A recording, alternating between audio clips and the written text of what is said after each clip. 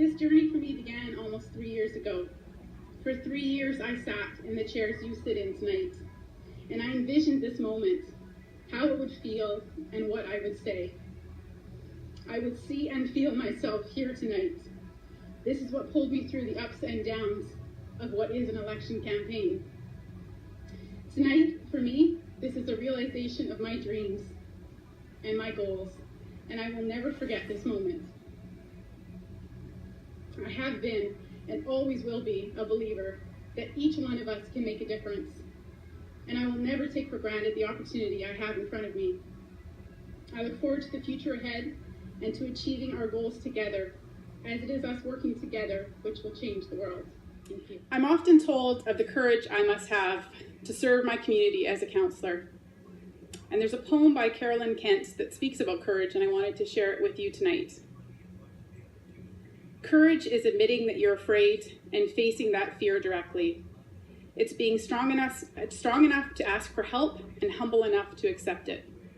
Courage is standing up for what you believe in without worrying about the opinions of others. It's following your own heart, living your own life, and settling for nothing less than the best for yourself. Courage is daring to take a first step, a big leap, or a different path. It's attempting to do something that no one has done before and all others thought impossible. Courage is keeping heart in the face of disappointment and looking at defeat in the end, but as a new beginning. It is believing that things will ultimately get better, even as they get worse. Courage is being responsible for your own actions and admitting your own mistakes without placing blame on others. It's relying not on others for your success, but on your own skills and efforts. Courage is refusing to quit, even when you're intimidated by the impossibility. It's choosing a goal, sticking with it, and finding solutions to the problems. Courage is thinking big, aiming high, and shooting far. It's taking a dream and doing anything, risking everything, and stopping at nothing to make it a reality. Tonight, I think of Councillors Dornan, Ferguson, and Ward, who with courage now take their first steps on their new path. After giving of themselves and serving our community for so many years,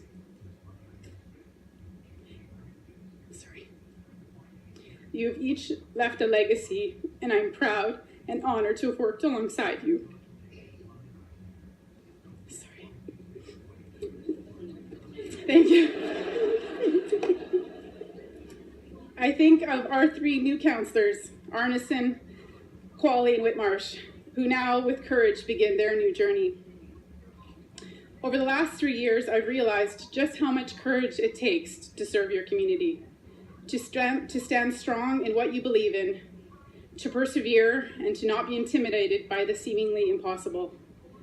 To be goal-focused, seeking solutions while not be taken off course by those who will try, and to aim high and to dream big, even if you're told it's impossible.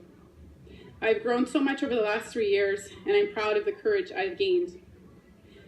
These last 3 years have been a privilege, and I'm honored to be given the opportunity to serve again. I look forward to the years to come, to working with my council colleagues to set goals, and to all that we will accomplish together. I know together, with courage and determination, we will continue to move forward, to think big, to aim high, and to always stand up for what we believe in. Thank you. For 2 years before I was elected, my first election, I sat in the audience and I watched this council. And I sat there and I oftentimes was the only person in the audience. But I sat there and I made a promise to myself that if I was ever given the privilege to be able to sit in these seats, that I would stand up and speak up for what I believe is right. And no matter how hard that was or how intimidating it was, I would use the opportunity that I have to make a difference.